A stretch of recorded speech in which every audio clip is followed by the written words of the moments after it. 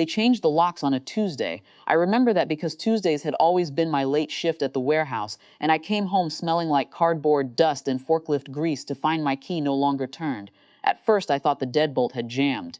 Then my mother opened the door 3 inches, looked at me through the gap, and said, with a composure that still unsettles me when I think about it, "We all decided you don't live here anymore." We all, as if my eviction had been a family referendum. My father stood behind her with his arms folded. My younger brother wouldn't meet my eyes. There were 2 garbage bags on the porch with clothes, some framed photos, and the kitchen pan I used most. No one yelled. That was the humiliating part. They behaved as though this had already been discussed somewhere I simply hadn't been invited to. I could have argued, legally, morally, loudly. Instead, I picked up the bags and left. People like to romanticize rebuilding because they only tell the story after the rebuild is complete. They skip the years where every paycheck goes to rent, every mistake costs food, and every holiday is spent pretending overtime was voluntary. I washed dishes, then managed a bar kitchen, then borrowed enough to lease a narrow storefront in a bad location with pipes that screamed in winter. The restaurant that exists now, the one people reserve weeks ahead for, is built on years no one in my family asked about, which is why the first time they walked in, I almost didn't recognize them as a threat. It was a Saturday lunch rush. I was expediting near the pass when I heard my mother's laugh floating over the dining room like she already knew the acoustics. She had brought my father, my brother, 2 cousins, and enough confidence for all of them.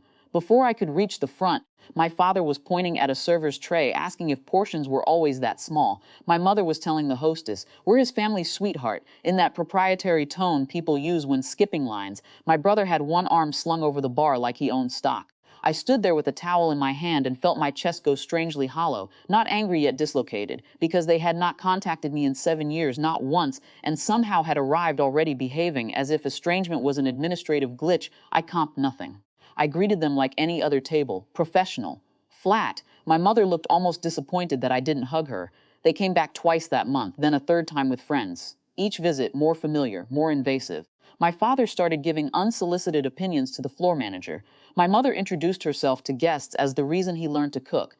My brother asked one bartender whether we had family discount privileges. I told my attorney friend about it over drinks, half joking that I might need trespass forms. He told me to document everything anyway. I did. Reservation names, security footage, staff statements when boundaries were crossed. At the time it felt excessive. Then the certified envelope arrived. Family royalties claim, it read.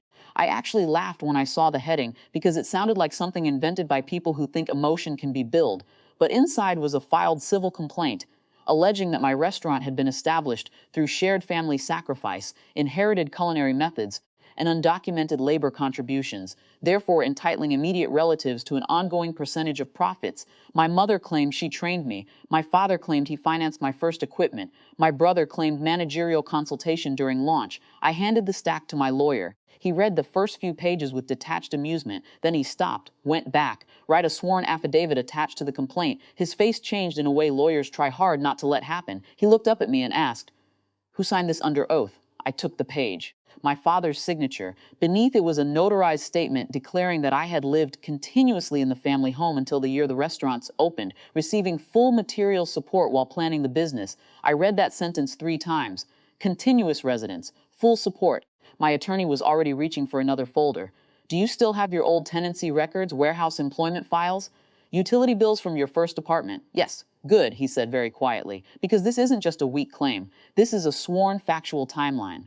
That was the moment the room shifted. Until then, this had been insulting, intrusive, absurd. Now it was measurable. My attorney assembled everything. Dated pay stubs from the warehouse, lease agreements from my studio apartment, business registration documents, loan applications listing 0 family backing, even the locksmith receipt from the week they changed the locks because I had needed copies for my mailbox key afterward. Paper has a cruel memory. The response filed by counsel did more than deny royalties. It challenged the affidavit's veracity line by line and requested sanctions for knowingly false sworn representations. No shouting, no dramatic family meeting, just records moving through court channels. My mother called me twice after they were served. I let it ring. My brother sent one text saying I was taking this too far. That phrase sat with me for a long time. Too far, as if being voted out of a house, then sued for income from the life built afterward, still somehow left me responsible for moderation. A month later, my lawyer called after a status conference. Their counsel was seeking withdrawal and amendment due to material documentation conflicts.